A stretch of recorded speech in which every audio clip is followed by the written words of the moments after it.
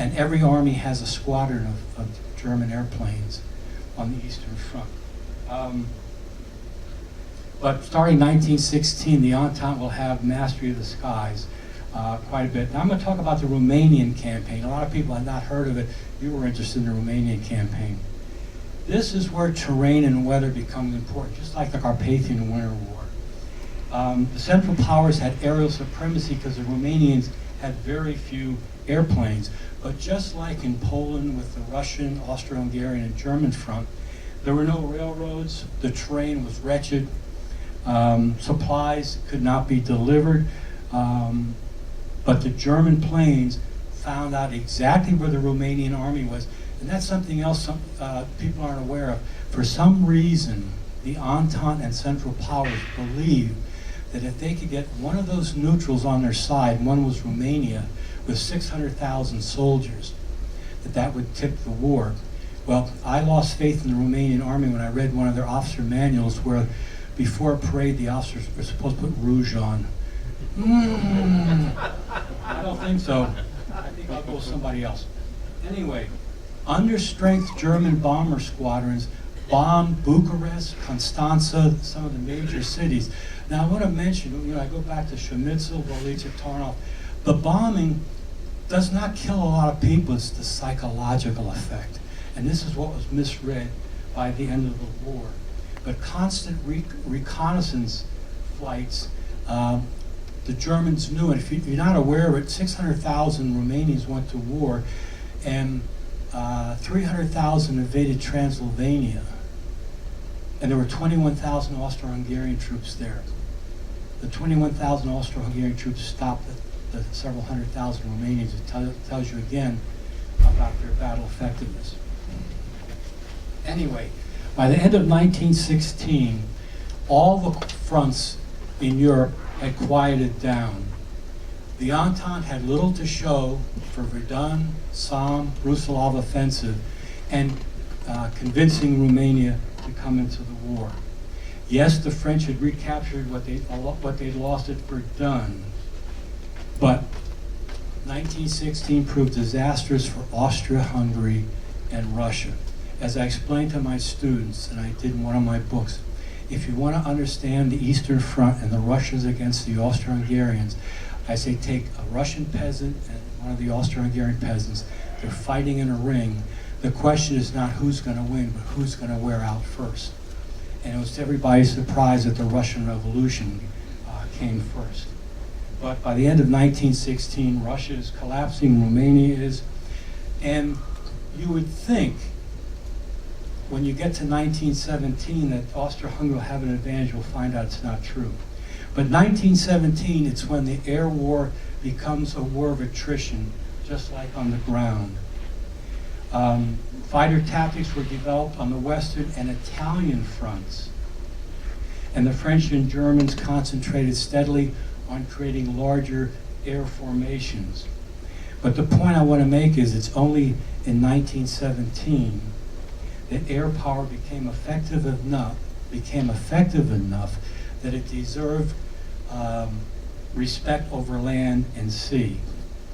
Bombers replaced airships as the major offensive weapon. I won't go into the Nivelle offensive with the French. Just say that General Nivelle made his name at Verdun. He became the chief of the French General Staff. The Germans had printed the war plans in their newspapers. The French attacked. They win this territory, and then they hit the real German lines because the Germans had retreated to create the Hindenburg Line. When the French actually hit German troops, and by the way, that's something else you're not aware of it. One of the few reasons the Germans were able to survive, because in one article I suggest the First World War ended on September 9th, 1914. Marne, Tannenberg, Masurian Lakes, the Lemberg Front have been fought. And the Schlieffen Plan was predicated on a rapid victory because the German General Staff knew they could not win a long, drawn-out war. And I'll draw another parallel. If the Germans and Austro-Hungarians had not conquered Romania and gone into Russia, into the Ukraine, they would have had to surrender by 1917. Because again, the blockade you already have riots in Germany and Austria-Hungary because of lack of food. If you want to study something, is how the military is able to keep the people into the war while they're starving. And in the book I'm writing now, I point out on the Italian front in 1918, the June offensive, the average soldier weighed 120 pounds. And they got their uniforms by digging up graves to get the jackets, the boots, etc. That's how bad things were. That's, I'm getting out of place here. Let me go back to 1917. I always do this. And if I had more time, my students know I'm going to go over here, but then I'll come back probably in a month or two, who knows. But anyway. In 1917, the German army and even the Navy pursued a defensive strategy because of the increasing Entente numerical superiority. And meanwhile, the Russian aviation forces were disintegrating. In 1917, the two Russian revolutions, you know those Russian bombers, the how do you pronounce it? Muromets. I knew the Russian word, I don't know. The Muromets were destroyed by the Russian soldiers themselves so the Germans wouldn't get them. So the Russians basically destroyed their air force in 1917 following, because of the Treaty of Brest-Litovsk when the negotiations start. But I want to talk, the last battle I want to talk about is the last Russian offensive, the Kerensky offensive. This is between the first Russian Revolution of February 1917 and the second one of November. It may surprise you, it surprised me when I first studied it. The Russians had the largest force they had had in the entire war for the Kerensky offensive. Once again, German recon aircraft knew that the Russians were going to attack. And they knew from getting the pictures where the Russian troops were. So if you don't read in the books, the Germans had already planned a counteroffensive a month before the Russians launched the offensive. Well, who do the Russians attack?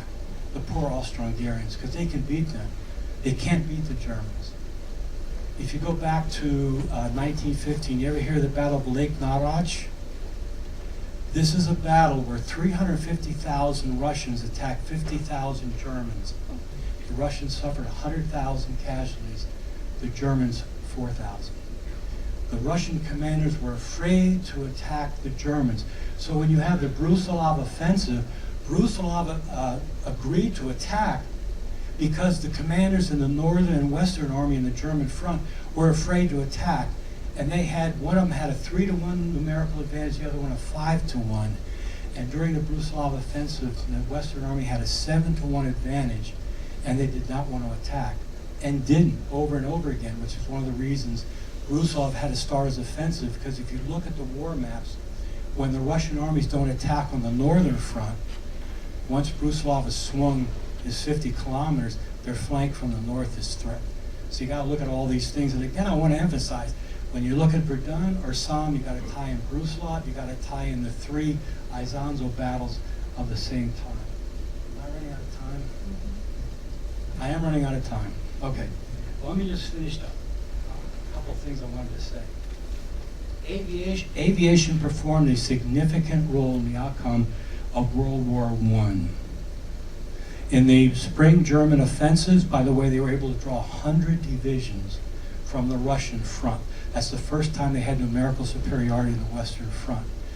As many of you know, there were 8,000 airplanes in the air during the German spring offensive, to show you how airplanes had advanced.